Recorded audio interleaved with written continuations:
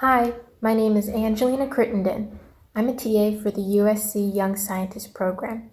I typically teach 4th grade at the Alexander Science Center School. Today, we're going to be learning about electromagnets. What are electromagnets? To understand how an electromagnet works, you must first remember what a conductor is. A conductor is a material that can carry an electric current by allowing electrons to move freely through it. Materials that do not conduct electricity are known as insulators. We can give a conductor a magnetic field by running electricity through it for a period of time. This is known as an electromagnet.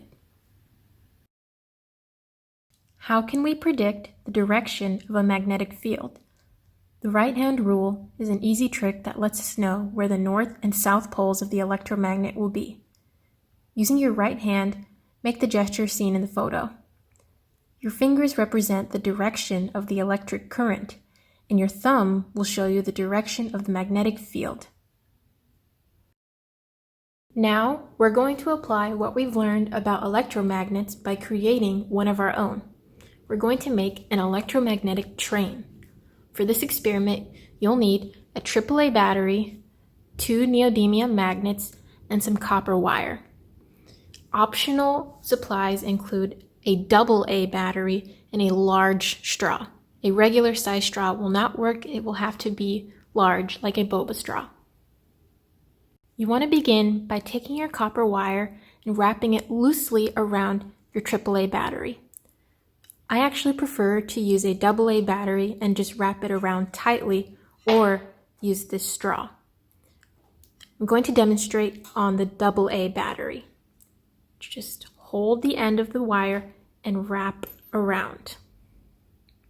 Once you get to the end, you want to scrunch it up like that. Move it and keep wrapping.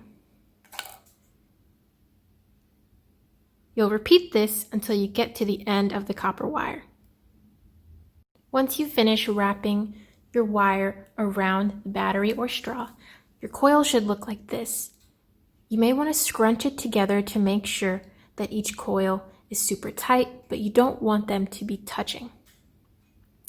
Now, you want to take your magnets, one in each hand. In your supply bag, they may come together, so you'll want to separate them. Now, holding them tightly, you want to bring them close together. Now, what you want is for your magnets to repel each other. You want to make it so that when they get close, it's hard to push them together. As you can see, my magnets are touching as they are attracted. So what you want to do is take them apart, flip one of them over, and make sure that they repel. Now that my magnets are repelling, I'm going to put one on either side of the battery. Make sure they're facing the direction that makes them repel when you place them on your battery. So this magnet will go here, and this magnet will go on this end. Your train is ready to be inserted into the coil. Now that we have our train ready, let's place it in the coil.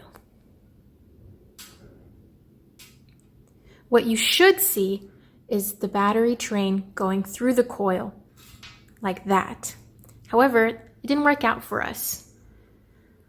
We can try to flip our train, so this is the other side entering, and see if that works.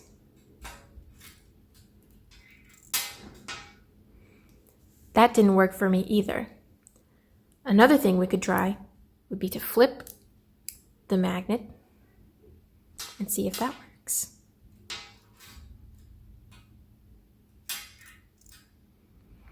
Unfortunately, none of these steps worked for me. Now, let's explore what might have went wrong with this experiment.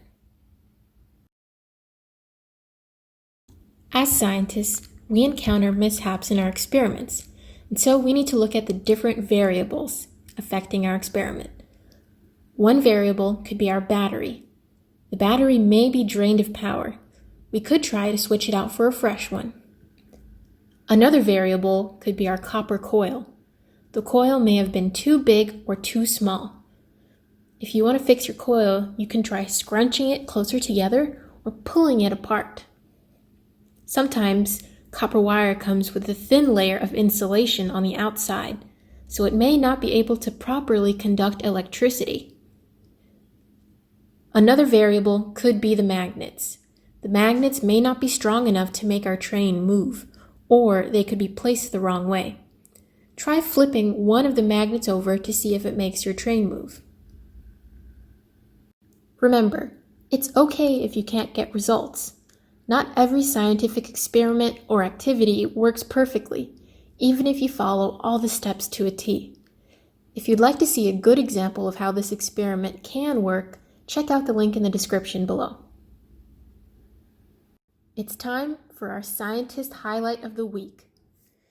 In today's video, our scientist is Granville T. Woods, who was an inventor with over 150 patents, 35 of those in the field of electricity, including electromagnets.